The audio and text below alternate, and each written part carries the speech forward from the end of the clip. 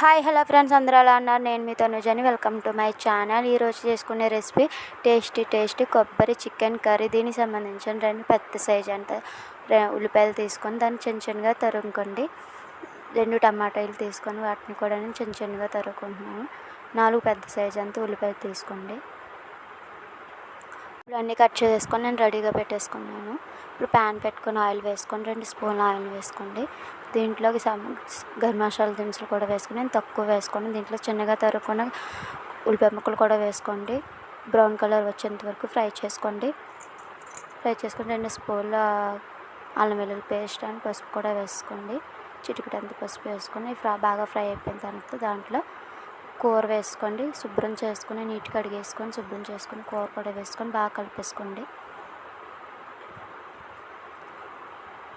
కలుపుతూ ఉండాలి. మొత్తం కలుపుతూ ఉంటే మొత్తం కలుస్తుంది. దీంట్లో 2 స్పూన్లు వేసుకోండి. నేను సరిపడా వేసుకున్నాను. ఇందులోనే కొబ్బరి ముక్కలు కూడా నేను వేసుకుంటున్నాను. ఇప్పుడు శుభ్రంగా కలిపేసుకుంటున్నాను. నీట్గా శుభ్రంగా మిక్స్ చేసుకుని దీంట్లో 2 సైజు అంత టమాటా ముక్కలు కూడా వేసుకున్నాను. దీన్ని కూడా బాగా కలుపుకోండి. బాగా కలుపుకున్న తర్వాత మూత పెట్టేసుకోండి. దీంట్లోంచి ఆయిల్ వాటర్ వస్తున్నంత వరకు బాగా కలిపేసుకున్న దీంట్లోనే కారం వేసుకోండి. 2 స్పూన్లు కారం కూడా వేసుకోండి. బాగా కలిపేసుకొని ఇందులో వాటర్ కూడా వేసుకోండి. వాటర్ వేసుకొని ఇందులో కొంచెం ధనియాల పొడి కూడా వేసుకోండి. నేనైతే కొంచెం వేసుకున్నానండి.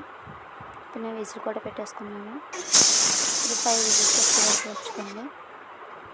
చూసారా, టేస్టీ చికెన్ కర్రీ రెడీ అయిపోయింది. నాకైతే నేను వండేటప్పుడు స్మెల్ మాత్రం చాలా బాగుండేది. మీరు కూడా ఒకసారి ఇలా ట్రై చేసేయండి. ఎలా ఉందో కూడా నాకు కామెంట్ సెక్షన్లో కామెంట్. నేను ఇప్పుడు సర్వింగ్ బౌల్లో తీసుకున్నాను. చూసారా, టేస్టీ చికెన్ కర్రీ రెడీ అయిపోయింది.